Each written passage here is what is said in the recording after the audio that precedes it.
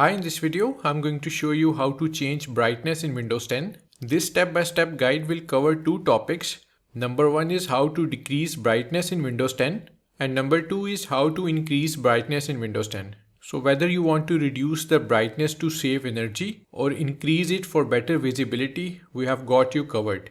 So let's start the video. To set brightness on Windows 10, click on the Windows Start menu icon. Now click on the settings icon. A new settings window will appear. In settings window, click on the system option.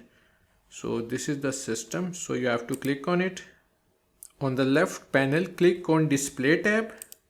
Here you will see the brightness and color options. To adjust your screen brightness, simply move the slider left or right. Moving it to the left will decrease the brightness,